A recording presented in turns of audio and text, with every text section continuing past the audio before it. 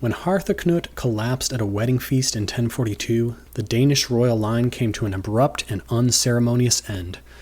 A man returned whom few had expected to ever see again, Edward, son of Ethelred the Unready and Emma of Normandy. After his father's throne was toppled, Edward had spent most of his life in exile, raised at the Norman court, watching from afar as the English throne passed from Viking to Viking. Now in his late 30s, he may not have been everyone's favorite idea of a king, but he was a safe choice to smooth the transition after Harthacnut's death. He checked all the boxes of a typical legitimate king. He was a descendant of Alfred the Great, a native-born royal, and crucially, he was not Danish. On paper, Edward's accession to the throne marked a homecoming. The old royal line was back. But the England he returned to was not the one his father had ruled, and Edward was no conqueror. He was soft-spoken, cautious, and at the time unmarried, and perhaps because of all this, he was politically isolated. His mother Emma had once dominated court politics, but Edward quickly sidelined her, seizing her lands and removing her from influence, perhaps seeing her as a threat. She was his mother, of course, but think about it. First, she backed her other son, Harthacnut, for the throne rather than Edward. She had such a reputation and influence in England that he may have worried people would see him as simply a political pawn of his mother.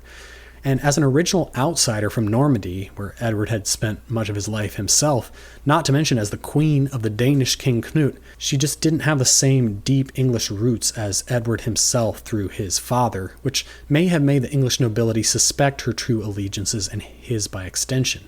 To Edward, Emma wasn't just his mother. She was a rival political force with her own agenda.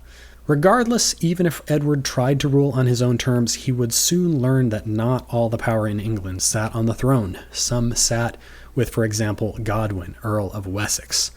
Even during the time of Knut and Harthacnut, Godwin controlled vast swaths of southern England, commanded military loyalty, and had the support of much of the nobility.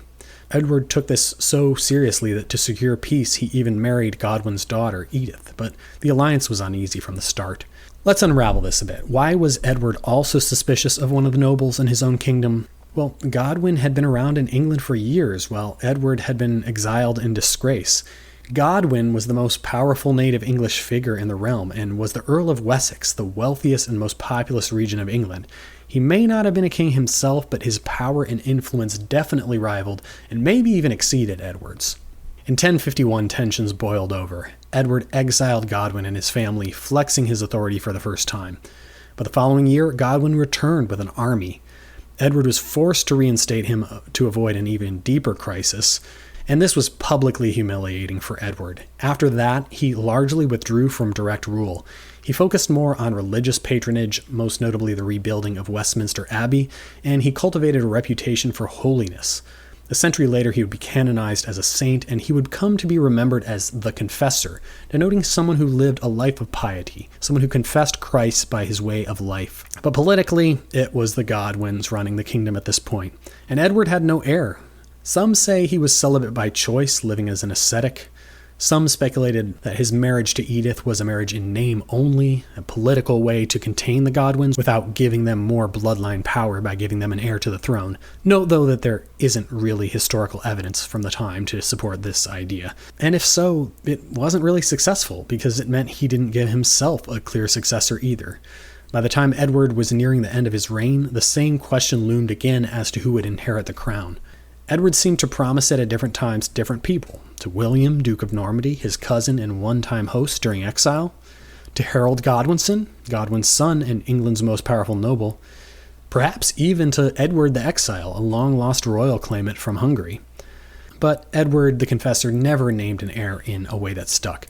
When he died in January 1066, the throne passed quickly and with broad support to Harold Godwinson. And thus Edward is now remembered as the last true Anglo-Saxon king before the Norman conquest. He's revered in the church as Saint Edward the Confessor for his life of piety, but his rule itself was one of passivity, indecision, and missed opportunity. He held the crown, but others held the kingdom.